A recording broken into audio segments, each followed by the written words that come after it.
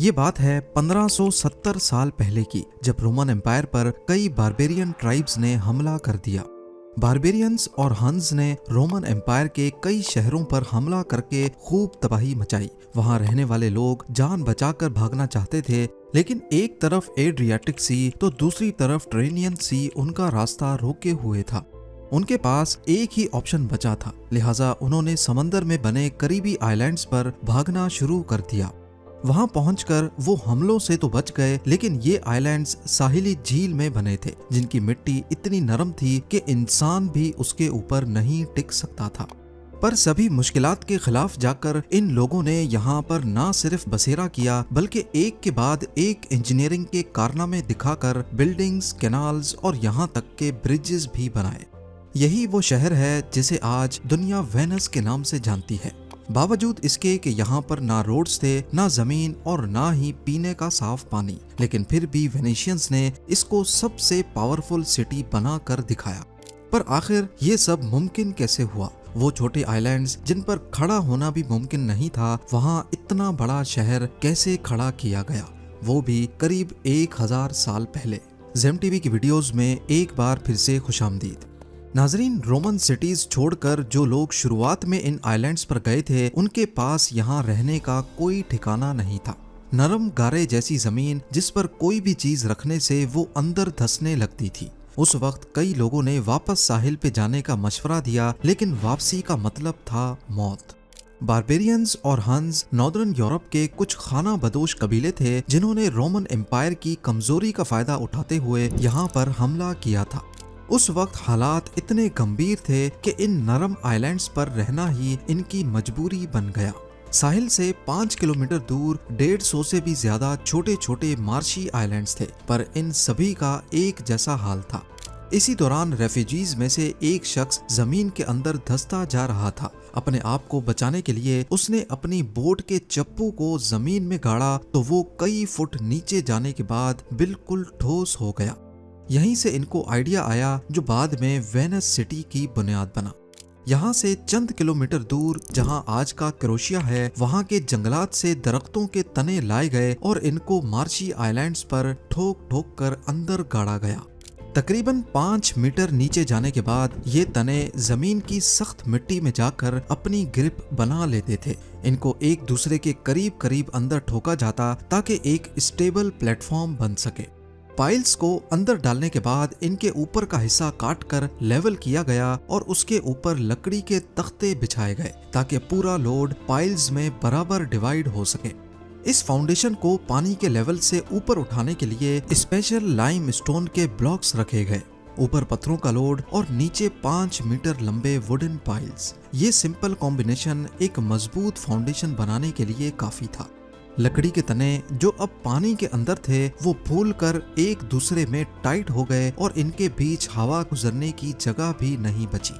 यही वजह है कि वेनस में जो पाइल्स करीब 1000 साल पहले गाड़े गए थे, वो आज तक परफेक्ट कंडीशन में शहर का वजन झेले हुए हैं।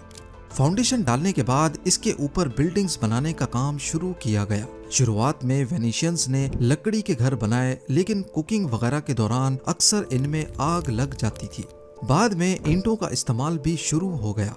बिल्डिंग्स को हल्का रखने के लिए घर 3 स्टोरी से ज्यादा बड़े नहीं रखे जाते थे। ईंटों के बीच में लाइम स्टोन के पाउडर से बनाया गया स्पेशल गारा डाला जाता ताकि मजबूती के साथ साथ दीवारें फ्लेक्सिबल भी रहें। फ्लोर्स और अंदर की दीवारें लकड़ी के तख्तों से बनाई गईं, जिनको बाहर से लोहे की रॉड्स डालकर होल्ड किया जाता।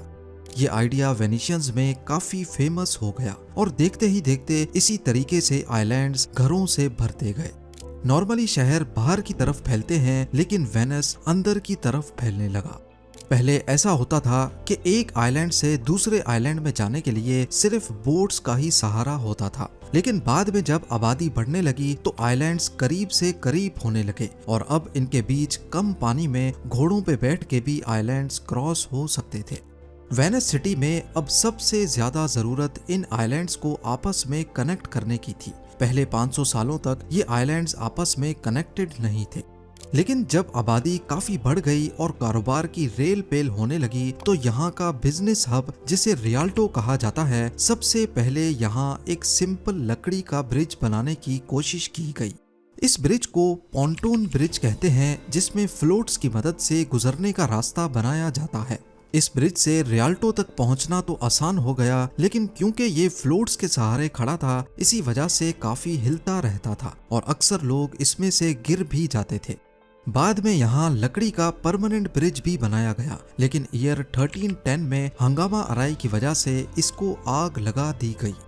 आग लगने के बाद भी रियाल्टो ब्रिज अगले 140 सालों तक टिका रहा, लेकिन आखिरकार ईयर 1444 में ज्यादा लोड पड़ने की वजह से वो गिर गया। आखिरकार रियाल्टो को कनेक्ट करने के लिए यहाँ वेनिस का सबसे पहला स्टोन ब्रिज बनाने का इरादा किया गया। इसको बनाने के लिए उसी तरीके का सहारा लिया गया जिसकी मदद से यहाँ हजारों घर बने थे। 12,000 से ज्यादा वुडन पाइल्स नहर के किनारे में गाड़ी गईं और उनके ऊपर 10,000 टन वजनी पत्थर का आर्च ब्रिज कंस्ट्रक्ट किया गया। ये ब्रिज इतना कामयाब हुआ कि पूरे वेनिस में इसी तरीके से पत्थर से बने ब्रिज बनाए जाने लगे।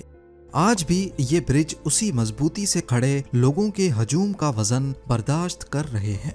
इन ब्रिजेस की मदद से अब एक आइलैंड से दूसरे में जाना और भी ज्यादा आसान हो गया। वेनिस सिटी में रोड्स नहीं बल्कि सिर्फ कैनाल्स हैं और इन कैनाल्स को ही इस्तेमाल करते हुए एक जगह से दूसरी जगह पहुंचा जाता है। इससे वेनिस को फायदा ये हुआ कि सामान वगैरह को शहर के किसी भी कोने में पहुंचाना काफी आसान होता है। वैसे नॉर्मल सिटीज में उस वक्त पैदल चलने वालों का और घोड़े गाड़ियों का एक ही रास्ता होता था, जिसकी वजह से काफी कंजेशन होती थी, लेकिन वेनिस इससे बिल्कुल अलग था। यहाँ पैदल चलने वालों का रास्ता कैनाल्स में चलने वाली बोट से बिल्कुल अलग है और सबसे बड़ा फायदा ये कि कैनाल से कोई कहीं भी उतरकर जल्दी से अपने घर तक पहुँच सकता है। देखते ही देखते वेनिस यूरोप का सबसे ताकतवर और अमीर शहर बन गया और इसकी सबसे बड़ी वजह इसकी लोकेशन थी। मैप पे देखा जाए तो ये है एड्रियाटिक सी, जिसके एंड में वेनिस है और ये समंदर सीधा मेडिटेरेनियन सी में जाकर मिलता है और मेडिटेरेनियन सी अफ्रीका, यूरोप और मिडिल ईस्ट तीनों से कनेक्टेड है। आज भी गुड्स ट्रांसपोर्ट का सबसे आसान और सस्ता तरीका समंदरी रास्ता माना जाता है। यानी मिडिल ईस्ट और ईस्ट यूरोप से वेस्टर्न यूरोप तक पहुंचने के लिए जहां इटली, ऑस्ट्रिया, हंगरी, जर्मनी और फ्रांस हैं, शिप्स आसानी से एड्रियाटिक सी के आखिर तक आ सकती थीं, जहां पर आज वेनिस मौजूद है। बेशक ही ईस्ट यूरोप वेस्ट के साथ जमीनी रास्ते से जुड़ा है, लेकिन क्योंकि उस वक्त ट्रांसपोर्ट का वाहिद जरिया शिप्स थी, तभी ब्लैक सी से मेडिटेरेनियन और फिर एड्रियाटिक सी तक सारा सामान शिप्स में ही भेजा जाता था। और क्योंकि यहाँ कार्गो शिप्स का आना ज्यादा था, तभी वेस्टर्न यूरोप से ईस्ट यूरोप तक गुड्स भेजने के लिए सस्ती कार्गो शिप्स भी वेनिस से ही मिल जाती थी, क्योंकि उनको वापसी खाली जाना होता था। बिजनेस एक्टिविटी की वजह से वेनिशियंस काफी मालदार हो गए। ये देखते हुए आसपास मुल्कों के लोग भी वेनिस में बसने लगे और देखते ही देखते यहाँ की आबादी काफी बढ़ गई। अब वेनिस में पीने के पानी की डिमांड हद से ज्यादा बढ़ गई। बेशक वेनिस चारों तरफ पानी से घिरा हुआ है, लेकिन ये समंदर का नमकीन पानी है जिसे पिया नहीं जा सकता। कुदरती चश्मों या रिवर्स के ना होने की वजह से यहाँ फ्रेश वाटर जमा नहीं होता था। वेनिस में पीने का पानी मेन लैंड से ड्रम्स में भर भर के कश्तियों में लाद कर लाया जाता था, लेकिन जब यहाँ की पॉपुलेशन 1,70,000 हुई तो पानी की किल्लत होने लगी। इस पॉइंट पे वेनिशियंस के इंजीनियर्स को एक बार फिर से अपना दिमाग चलाने की जरूरत थी। कुछ तो ऐसा करना था जिससे वेनिस की बढ़ती आबादी को पीने का पानी मिल सके, वरना यहाँ का बिजनेस भी अफेक्ट हो सकता है। वेनिस में ही आइलैंड्स के चंद हिस्से ऐसे थे जहाँ कंस्ट्रक्शन नहीं हुई थी। उन आइलैंड्स पे बारिश के पानी को जमा करने के लिए गहरा गड्ढा खोदा गया और उसकी दीवारों को मिट्टी और गारे से वाटरप्रूफ बनाया गया। अगर आपको लग रहा है कि इन गहरे गड्ढों में डायरेक्टली बारिश का पानी स्टोर किया जाएगा, तो ऐसा नहीं है, बल्कि वेनिशियंस की सोच इससे ज्यादा एडवांस्ड थी। इन गड्ढों में कुआं बनाकर उसके इर्द गिर्द रेत और पत्थर डाले गए और उसके ऊपर टाइल्स लगाकर वापस प्लेन सरफेस कर दिया गया।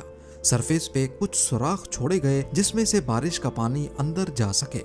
ये पानी रेत और पत्थर से होता हुआ जब कुएं में जमा होता तो ये फिल्टर भी हो जाता था।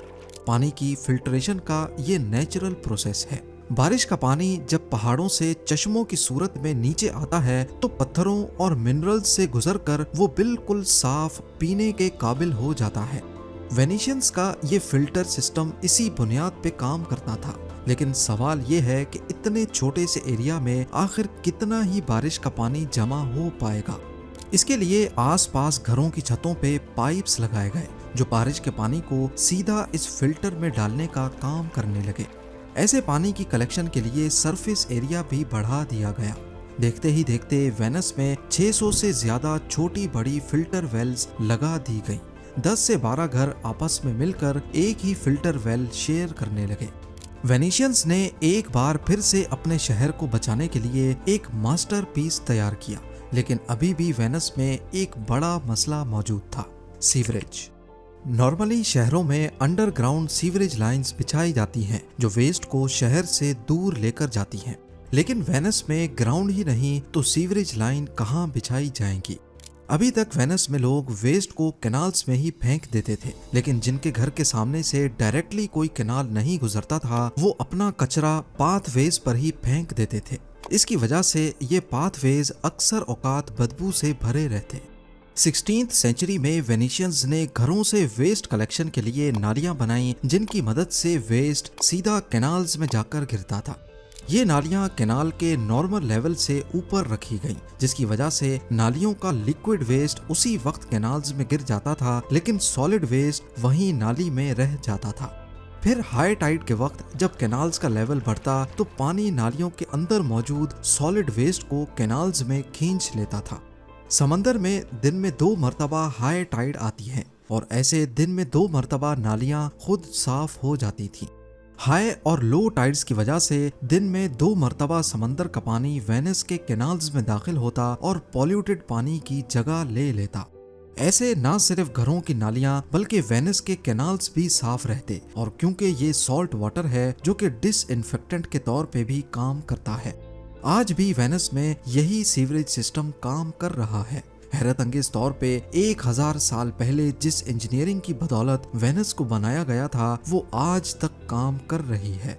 बिल्डिंग फाउंडेशंस, कैनाल्स, ब्रिजेस और सीवरेज सिस्टम। आपको बताता चलूं कि वेनिस धीरे धीरे जमीन में धंसता जा रहा है। ये एक नेचुरल प्रोसेस है जिसकी वजह से हर साल ये शहर 1 से 2 मिलीमीटर नीचे धंस रहा है। ये दुनिया का वाहिद शहर है जहाँ ना गाड़ियाँ हैं ना मोटर बाइक्स। यहाँ हर साल फ्लड आता है जिसे एक्वा एल्टा कहते हैं। सर्दियों में यहाँ पानी का लेवल काफी बढ़ जाता है और अक्सर वॉकवेज पानी के अंदर चले जाते हैं। हर साल वेनिस को 60 लाख लोग विजिट करते हैं, लेकिन अभी यहाँ की लोकल पॉपुलेशन 50,000 से भी कम है। उम्मीद है जेम टीवी की ये वीडियो भी आप लोग भरपूर लाइक और शेयर करेंगे। आप लोगों के प्यार भरे कमेंट्स का बेहद शुक्रिया। मिलते हैं अगली शानदार वीडियो में।